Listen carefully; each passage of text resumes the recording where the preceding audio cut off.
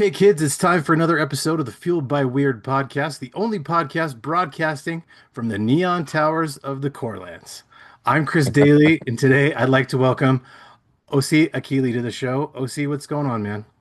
What's good, man? I'm happy to be here. I like that little plug in to the Corelands. That was nice. Absolutely, man. I like to try to tweak the intro to fit kind of what we're talking about. So I Okay, tried got I you. tried to make that work. So I'm glad it did. Nice, nice, nice. I appreciate it. Absolutely, man. Absolutely. All right. So, usually to start these things off, I like to ask an icebreaker question. So Okay. today's question is, what is your favorite thing to eat for breakfast?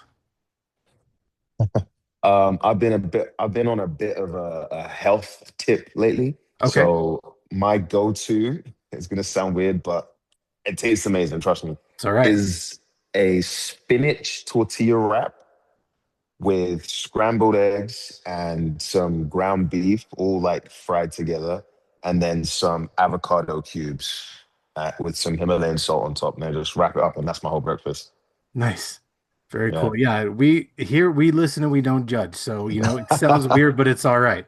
I appreciate that. Yeah, Absolutely, man. If it tastes good, man, it works. Whatever always. works. I wouldn't eat it every day if it didn't taste good. Trust me. There you go. What's yours? For me, it kind of depends. Some days it's just eggs. Eggs with toast sometimes. But mostly it's kind of boring. Just peanut butter toast. Just Fair, pretty boring, but fair. simple Yeah. stuff. Hey, if it works, man. There you go, man. I'm a simple guy. I'm not very complicated, so simple foods work for me. I feel you. I feel you. Yeah, yeah. Okay, so for this show, Fueled by Weird, we kind of like to talk about the things you're into, your hobbies, your interests, all this stuff. They kind of come together to make you who you are. So, Okay. when you're not busy with work, what are some of the things you like to do? Well, I'm quite an active person, so I love skateboarding. Oh, nice. Um, I love being in the gym. I love snowboarding, something that I recently discovered as a passion of mine since I moved to LA. Nice. There's so many mountains around that I could just drive to within a couple hours and just be on the slope. So snowboarding, skateboarding. Um, I picked up drawing during COVID, so I like drawing a lot. Um, and gaming, I've really been getting into art creators lately. I tried Marathon and went back to art creators. I think I'm going to get into Battlefield as well. One of my Okay. boys was saying that's superior to Call of Duty. And a year ago, I would have laughed in his face. But after playing Art Creators, I'm really excited to try out Battlefield now. And Nice. reading comics as well. That's in the Osy Ikhile starter pack for sure. Right on. So, when you game, are you PlayStation, PC, Xbox? I'm PlayStation. I used to be Nice. Xbox for the longest time, and then I really wanted to play Spider-Man, so I Yeah. got a PlayStation just for that game, and I never went back. I'm with you, man. I've been an Xbox guy forever, but it's been real hard to stay faithful to Xbox, man, especially with Yeah, Spider-Man, with the God of War games, especially with exactly. the old ones that are going to be remastered and coming back. Oh my God, man. Yeah, Um, yeah. It's a good yeah, time to be a PlayStation fan. for sure. I've heard Arc Raiders is good. I haven't had a chance to play it yet, but Yeah, um, it's addictive. I was lucky yeah, because I jumped into it just before the Christmas break, so that was pretty much all I was doing. right. Peak. Yeah, Yeah, yeah, yeah, I got really into that game. yeah, yeah. And Battlefield, man, I've always been a Battlefield dude over Call of Duty. I totally agree. Yeah. No, I think Battlefield is so much better. Okay, I'm gonna get into it then. Oh, we'll It's good. see. We'll see. Yeah, lately I've kind of been stuck in Fortnite mode because my kids kind of got me into it, but I've Okay. just kind of been stuck there. It's kind of like people have compared it to like Battlefield or Call of Duty for babies because it's kind of the same kind of mechanics, but it's very a Oh, lot you more mean explosive. Fortnite? Yeah, yeah, Oh yeah, for sure. I mean, Fortnite was yeah, the first battle royale game that kind of took off, right? yeah. I mean, I think Warzone copied, well, not copied, but like jumped on that bandwagon, and then Call of Duty had a new resurgence, and Battlefield's got a Warzone, a battle royale type thing as well, right? Yeah, I think so. Yeah, I think that's what I'm gonna play first. Oh, I'll play the single player first, just to get used to the mechanics and stuff, Yeah, and then jump online. You yeah. think that's a wise thing to do, or just jump straight Um, in? I mean, if you've got friends to play with, that's always fun to do. if everyone's busy, I would maybe just jump in. If you've never played Battlefield before, maybe jump in, just kind of get a feel for it. And then Mm, once you're okay. once you're once you're locked in, you can kind of jump in everybody else. Yeah, Um, fair. I haven't played Battlefield in a bit, but I'm a hardcore Battlefield guy. I used to play on my PC a lot. Oh, damn. Battlefield Vietnam is kind of an older PC game, but it's pretty awesome. Battlefield 1942 is also pretty good. Okay. But those are like old Battlefield, but Right. the newer ones are really good too. So I think you're gonna have a Yeah. good time. It's sitting there. It's already downloaded, so I'm just carving out the time to get stuck in. There you go. And yeah, when it comes to snowboarding, that's something I've never had a chance to try, which is weird because I live in Idaho and What? there's snow and Yeah, mountains all over the place. that's crazy. I've just never been, so it's kind of a weird Fair. thing. That's my weird thing. So It's addictive, man. There's something about being in nature like that, doing some kind of activity yeah, that's like the only word I can think of is like recharging of some sort. I feel like people who hike or people who surf maybe get the similar thing. Like you're just out away from man-made structures. There's something very peaceful about that. That's what I love agreed. about it anyway. Agreed. I could see that. All right, man. So I want to take a minute real quick and go in the Wayback Machine and go all the way back, to your childhood. You're a pretty big time actor, and what I want to know is what was it that inspired you to originally to get into acting in the first place? Okay. I wouldn't consider myself a big time actor, but I appreciate you Oh, saying that. come on, man. You're in Black Mirror, man. That's big time. Yeah, it's Black Mirror's dope. I'm very honored to be a part of that For alumni. sure. What inspired? So in school, I don't want to say I was like troublesome, but drama class was the only class that didn't feel like I was doing any work, and it became kind of like a hobby. I never grown up as a black kid in London at that time. I didn't see a lot of like representation for myself on screens. Yeah. I watched a lot of American TV, but I didn't see any. I didn't see a lot of like black British people on TV. So I didn't think of it as like a realistic career path. Um, so I went down. I always wanted to be creative, so I went down the graphic design route when I went to university. And Yeah. then it was around that time that the world kind of discovered that Idris Elba was British. And that kind of like, because he was in The Wire at the time, and that was one of the biggest shows while I was in uni. Yeah. Um, and when I found that out, I was like, hold on a second. You mean to tell me people are doing different accents? That didn't even compute to me. Like, I didn't even think that was like a thing that actors did. I just thought, Yeah. you are who you are in the show, right? Yeah. So after finding that out, um, I think within the space of a year, there was a film called Kidulthood that came out in the UK, which was very much kind of like The Wire, but British, but and a Sure. film as well. So there was a lot of Yeah. representation in that. So all of a sudden, my eyes were like open to this dream that I didn't think was a possibility, but now became very much attainable for me. So I joined, or I auditioned for. There was an open audition for this new TV show. There's like 200 kids in the area that were at the audition, and I happened to get it. So I thought, oh, maybe there's a chance that I may be able to have a career in this. So after getting that part, I joined this place called Identity School of Acting, which is like a drama school that encourages you to go out on audition, which most drama schools don't do. And me having already done university or halfway done university, I wasn't trying to like do another 4 years. In hindsight, I should have gone to drama school, but I didn't, like an accredited drama school. Yeah. But this was great because they taught us the fundamentals of acting and different techniques. But then they also, if they thought that you were good enough, they also put you on the agency to go up for auditions and stuff. So that's kind of like how I got into the industry. And then what is it, 17, 18 years later, I'm in LA because a TV show brought me here. A great show called All American. And now I'm just continuing the journey. It's very much you have to have like a delusional optimism when it comes to being in this industry. And I think I've taken that delusional optimism and channeled it into trying to create a comic book from scratch, basically. But yeah, that's pretty much how I got into acting. Very cool. Now, we were talking about comic books, what was it, when you were a kid that, got you interested in comic books? Um, so I grew, I'm 37. Okay. I grew up in the 90s before you could watch anything whenever you wanted to. It was Saturday mornings for the cartoons for the kids, right? Yeah. I loved the 90s Spider-Man. I loved the 90s X-Men. Um, the X-Men for me, like, were and still are the goats of like comic book heroes. I just loved them. Yeah. Uh, I think what I related to most was like that the concept of like humanity hating mutants and being an outcast and a misfit. I really related to that. Growing up, I never did what was stereotypically thought of for me. I was a skater before it was cool for black people to skate.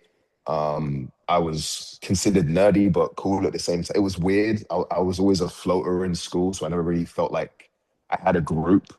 So the X-Men just really resonated with me. Yeah. So I was really impatient as a kid too. So it got to the point where I was like, I don't want to keep waiting for the next episode. I have to wait 7 days. Let me just go. And I knew that they came from comics, but I wasn't reading them. So it got to the point where I just went to, what was it called again?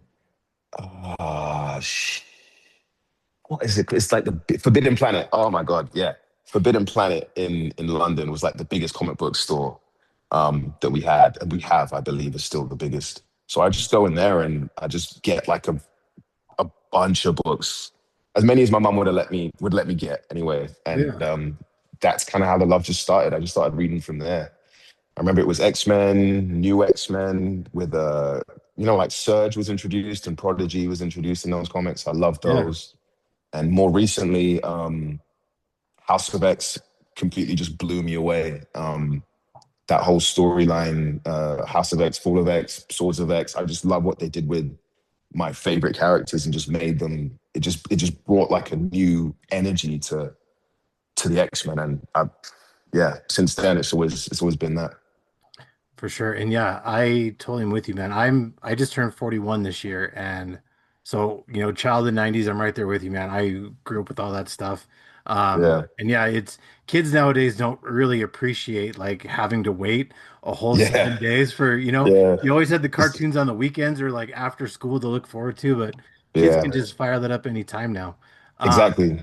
But yeah, back then another thing, like speaking of X-Men with all the life-changing like surprises, like because there was really no internet back then, like reading Mm. X-Men and read the Onslaught storyline and you find out Oh Professor yeah. Xavier is the biggest bad guy. Like that was crazy, man. Just like Yeah. that genuine surprise because you haven't had it spoiled for you on the internet by a Yeah. bunch of jerks is just something that Exactly. kids just don't understand nowadays. No, at all. And even like nowadays, I find myself like when it comes to like the movies or the books, Yeah. I always gravitate towards those YouTube channels that are just doing the breakdowns and stuff. Now I do, and I appreciate them. Yeah. But there is a part of me that's like, I kind of wish I was surprised about this. If you're right about this theory and it's in the movie or it's in the new book, like I kind of wish I didn't know that kind of thing, you know? And I Yeah. feel like that kind of mystery is almost gone. You kind of have to like you have to actively avoid spoilers for things these days because it's so readily available everywhere. It's so hard, man. And like you'll see all these, speaking of theories, you'll see all these fanboys on the internet talk about, oh, this is how I think this is gonna go. And then if it doesn't go the way they predicted, they're like, that was the worst thing I've ever seen in my Yeah, life. It's like, yeah, come on, man. Like, instead of making a prediction, let's just watch it together and see how it exactly, unfolds. And exactly. I'm spoilers have never really been a big problem for me just because I used to work in a movie theater growing up, and so I saw the end of tons of movies. And people are like, Yeah, isn't that like the worst? Because you know what happens at the end of the movie. But I'm like, mm, I like to, I'll see the end of it, but I want to know kind of how they got there.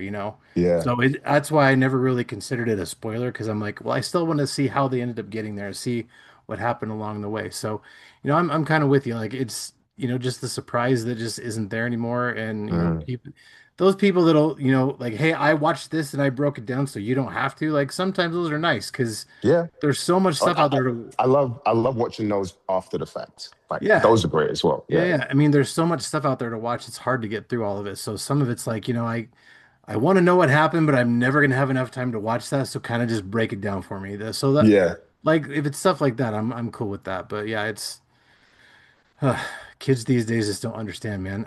You don't know what we had to go through. It's true. It's true. It was rough. And commercials, like, you've Oh got you yeah. got 90 seconds to go, grab a snack, hit the bathroom, grab a drink, and come back. And like Yeah. kids are like, you There's no didn't just, pause, rewind yeah. live TV. Yeah. Yeah. Like my kids are like, they just don't appreciate that. I'm like, you guys don't know how good you got it, man. I know what you mean. I know exactly what you mean. For sure. All right. So you've taken your love of comics and you've now kind of transitioned that into your own comic company, Shadow Crown Comics. So why don't we Yeah. talk a little bit about, let's talk a little bit about it. Yeah, sure. So Shadow Crown, the name came from the end of the arc of We Who Remain, which is the first book.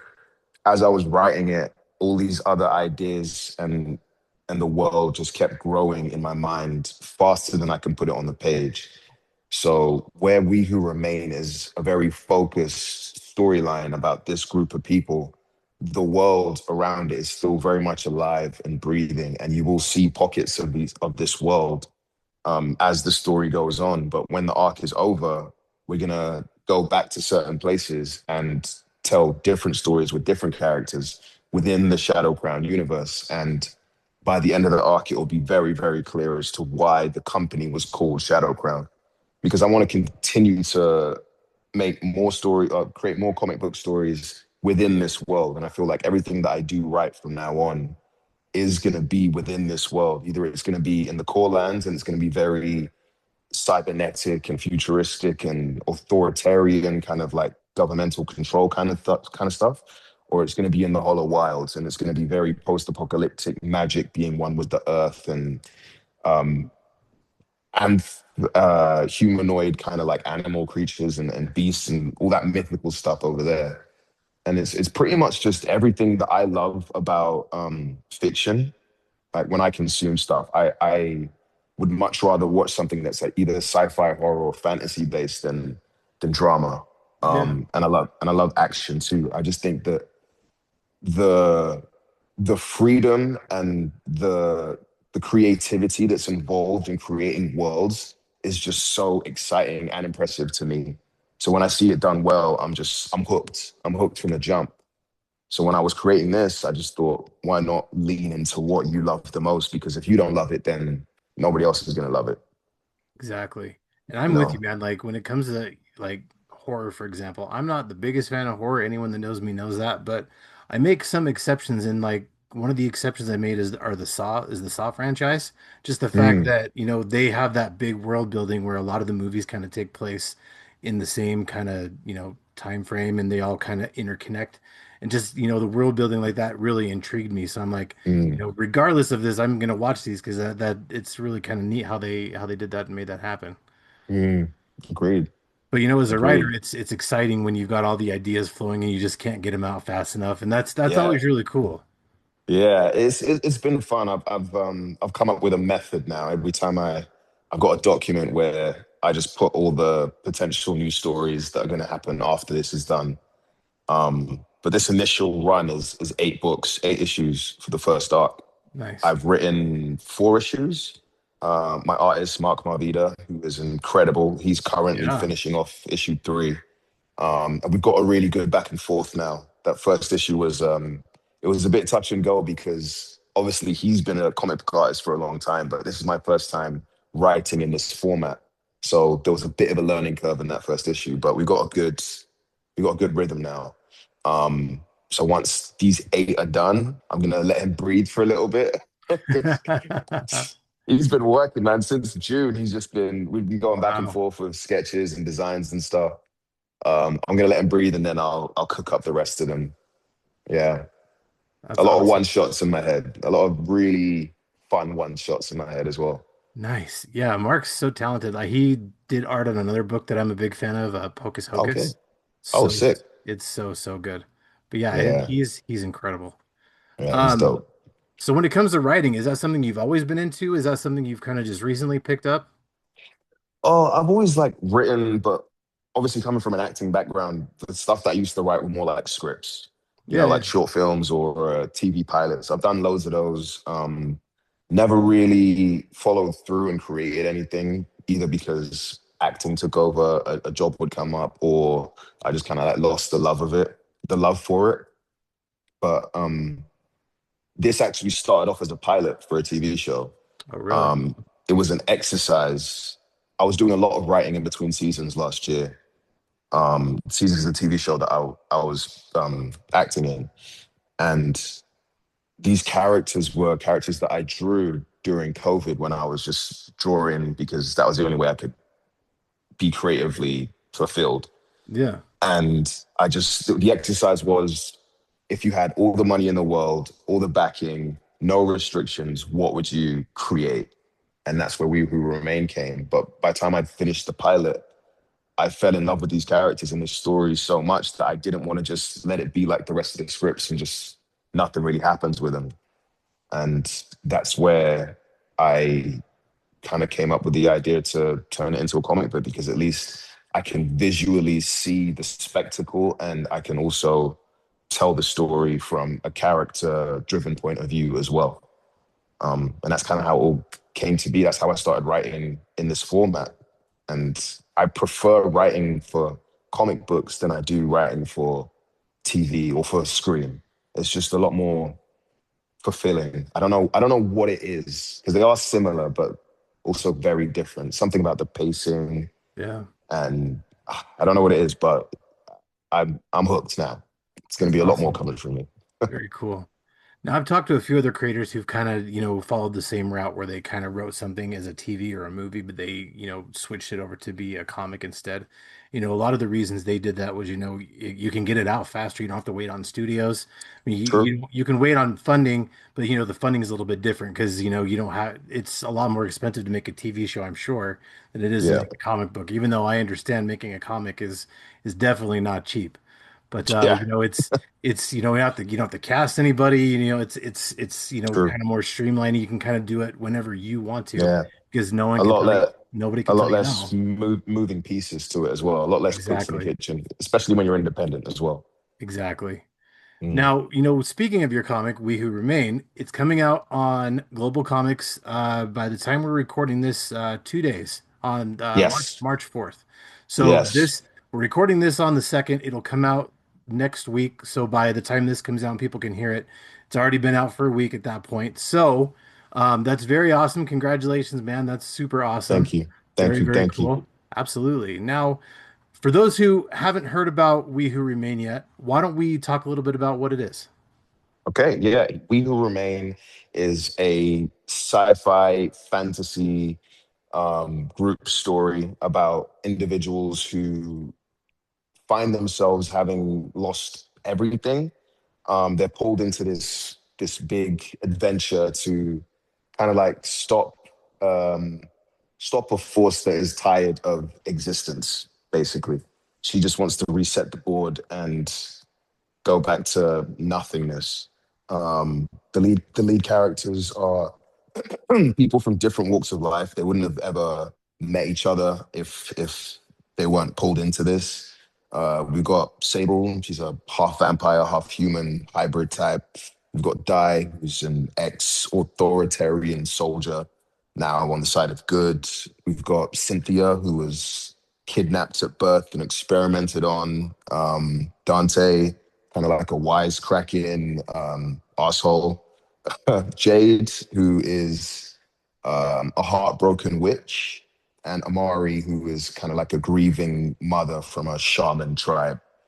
They're just a bunch of misfits that kind of come together to help stop a great evil, all bonded by their trauma, which is kind of dark, but I promise there's some levity in the story as well. Lots of action too. Very cool. Now, thanks to Melissa, by the way, for setting, us this conversation up. Just shout out to her because she's incredible. Yeah, Melissa's Um, amazing. She's been great. She's so awesome. And she actually hooked me up with for a copy of the first issue, so I just got that Okay. read today. And dude, it's incredible, man. Like it's Oh, so thank you, good. bro. I appreciate that. It's Thank you. yeah, it's beautiful. The story is awesome. The way, and I'm not going to spoil much for anybody, but the way you kind of brought everybody together was super rad because there's Thank you. a lot of times where people try to make group books and the way they kind of bring everybody together is kind of clunky and doesn't really make sense, but you do it in a way where you don't really explain it just yet. You kind of like, or people are like, all right, I need to know more about these other characters. Like, Yeah. why are they here? What's their deal? Like, so I'm definitely ready for issue two, man, because Yeah. it left me right there like wanting some more, and I'm like, I can't believe this is the end of it. We're just gonna stop right here. I appreciate that, man. That was Yeah, very intentional, and that comes from like my background in acting and my love of film and cinema as well. I I I am drawn more to the stories that aren't spoon-fed. Like they don't give you everything. There isn't like a fuck ton of exposition, like explaining it for everybody. I've written the story as if the audience is more intelligent than most things kind of give audiences credit for, and I wanted the mystery to be there as well. And like you said, because it's a group thing, I didn't want to just have issue one be like, here's your group, care about them. Okay, let's do the story. yeah, So the first three issues are very much about learning who these people are. And then from issue four to the end, that's when you get to see the real world that they're living in and this how high the stakes are and stuff. But those first three issues, it's all about the core group. So that was very intentional in the subtleties of introducing them because I think that's important. If you don't care about them, then I don't care about the story. absolutely. And yeah, I'm super ready to hear about these characters. You did a great job getting everybody Thank you, together, thank so you. that's awesome. Absolutely. Appreciate that. Now, you had mentioned you had a lot of these characters drawn, during COVID, so the early 2020s. So, you know, at that point, did you have a story lined up already, or did you just kind of have the characters and bring the story together later? What was kind of your inspiration for how we're going to bring everybody together?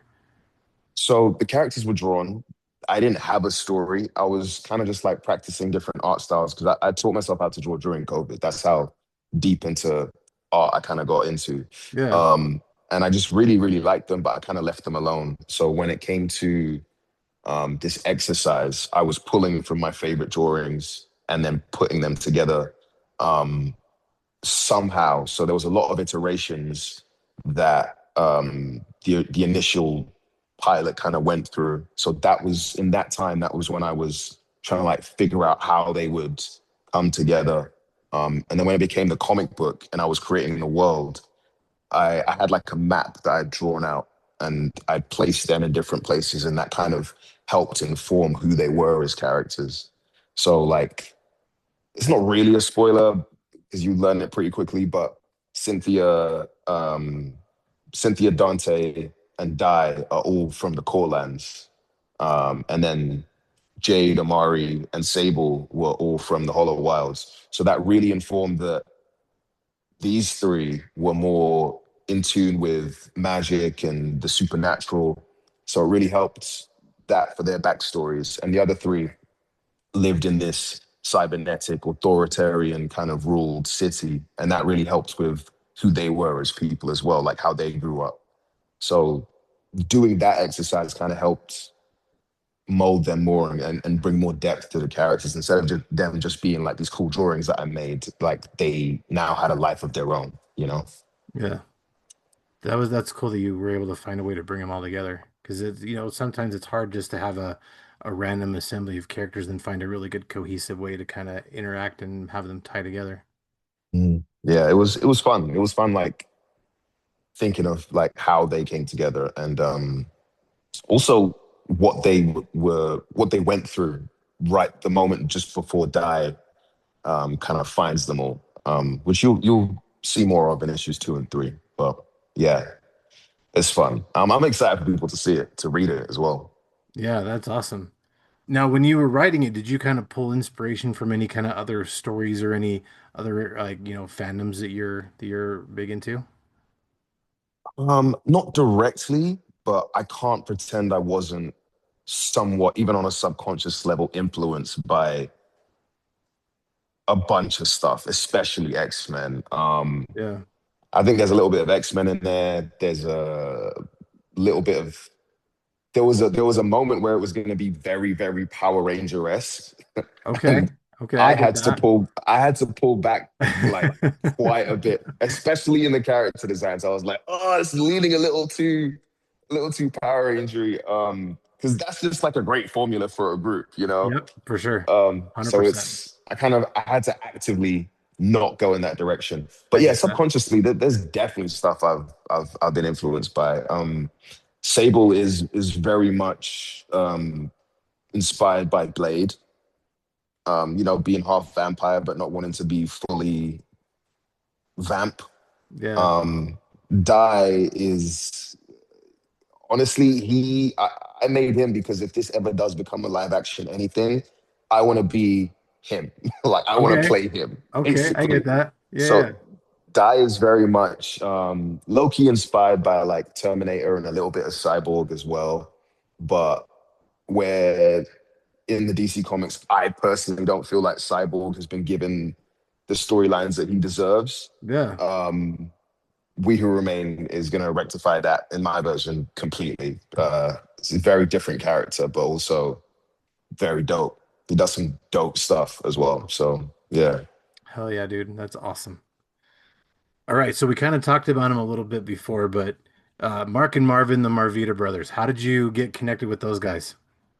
So I've got a friend in London. We used to train in Muay Thai together, or we trained at the same gym. Okay. And he was posting on Instagram because he's making a comic as well. And the name slips my mind, but I should really give him a shout out as well. Um, he's making it's like an African warrior kind of comic, and I was just Okay. looking at the pages, and it was around the time I was still writing issue 1 and just like on the search for artists. And I loved the pages. The action really came alive. The characters looked well rounded and beautifully drawn, and I thought that he drew them. So I was like, "Do you want to collaborate on this idea that I'm working on?" And he told me that he hired a guy called Mark Marvita, sent me his Instagram, and I hit up Mark. I told him the concept for the story, and he was down. So I pretty much hired him on the spot, and that's kind of how we met through my friend. Very awesome. Yeah, Very, I very was very awesome. very lucky, very lucky, almost like it was meant to be. I'd say, There yeah. you go. That's awesome. Now, you kind of mentioned, the future of We Who Remain. You've got 8 issues planned at least for the first arc. You've got a bunch of one shots planned. What other things you have planned for Shadow Crown? Oh man. Okay. So I've explained like the Hollow Wilds and the Corelands, right? The Yeah. post-apocalyptic and the authoritarian city. Hmm. So some of the one shots I have planned are there's a future state with the children of some of the characters, which will be revealed. It'll be a spoiler if I tell you now. Okay. But there's like a time travel kind of one shot there. There's um there's some characters in a place I call Fang's Reach, which is where all the humanoid beasts kind of live. So there's a story there that's gonna be a little bit more of I don't want to say a spy thriller, but like an espionage kind of situation. There's some the Echo Corps are the people who kind of like rule the city and the cybernetics. There's going to be some like rebel versus authority kind of clash story there. There's a lot. There's more that I can say, but I can't say it without it like spoiling the end of Shadow Crown. That's okay. But I will say something big happens at the end, which changes the whole world and is going to inspire a lot more stories from the whole world, basically. Very, very cool. Yeah. All right, man. Well, super excited. Again, We Who Remain issue 1 will be dropping on Globalcomix on March 4th. I'll make sure Yeah. we share that out on social media so everyone gets the word out and everyone needs to know because I have a ton of friends who read comics on Global Comics, so this isn't one they need to add to their pull list. And it's going to be Dope. on comic book day. So you might as well, throw another book on the pile, you know? Yeah, for sure, for sure. Please do. Absolutely. Now, before I let you go, one more thing. Um, for those out there who, are wanting to be creatives and maybe just haven't got on their journey yet, or they're just, for whatever kind of creative journey they want to get on, what's a little bit of advice you'd share with the listening audience? I would say my piece of advice for any creative, and I think this applies to any creative medium, make sure you love what you create. Do not think about the audience. Do not think about what people will like about it. Think about what you like about it. Think about what you love about it. And if you approach any kind of creative endeavor from that standpoint, then you will always make stuff that is authentic. And that's the best kind of stuff to make, in my opinion. Absolutely. Because, like you said, if you're making something that you don't like, other people aren't going to like it either. Exactly. And your audience will come. Just stay at it. As long as you love what you're doing, then it gets a lot easier to just keep creating. Absolutely. All right, man. So where can people find you on the internets and on social media to keep up with He Who Remain or We Who Remain, and anything coming from you in the future? Uh, well, we got Shadow Crown across Shadow Crown Comics, one word. TikTok, Instagram, Facebook, and Blue Sky. That's the best place to follow. As an artist myself, I will be drawing mini single panels onto those platforms, like little lore drops from side characters and background characters, just to expand the world a little bit more. So if you are following the socials, you get a little bit more of the world of We Who Remain and Shadow Crown. And then Very my cool. Instagram is Osy Ikhile, just one word. Very cool. All right, now for me, I want to take a minute to thank Polygon Horizon. Their song Pizza Force is the song we use for the show. Go check them out on Bandcamp and SoundCloud. They're awesome guys and they make great music, so go check them out. Fueled by Weird, you can find us on Instagram, or not us, it's just me. You can find me on Instagram, Facebook, TikTok, and check me out fueledbyweird@gmail.com. Hit me up with email, talk to me. We'll chat. You can find the show Fueled by Weird on YouTube, Spotify, and anywhere you get your podcasts. You can also find me on Linktree. Find all the links there in case you forgot one. Um, Check out my dude Hassel Hutchison. His show channel is the Nerdy Manroom Show. He's got that show on there plus a bunch of others. Go check those out. Um, Also, Big Rob's House of Entertainment and No Chinese Food. Go check out my boy Rob. Stay Weird. We're all part of the Stay Weird Network. It's a brand new podcast network dedicated to bringing some awesome back to the internet. Because right now the internet sucks sometimes, and so you need to try to bring a little bit of positivity to kind of brighten your day. Check us out on Instagram and YouTube at Stay Weird Network. There's some great stuff over there. Also shoot us an email at stayweirdnetwork@gmail.com. If you like this show, please leave a review and tell your friends because word of mouth is my friend. And remember, kids, it's only weird if you make it weird. So make it real weird. I Osi, love thanks that. for joining me tonight, man. Thank you for having me, man. It's been a blast. Absolutely.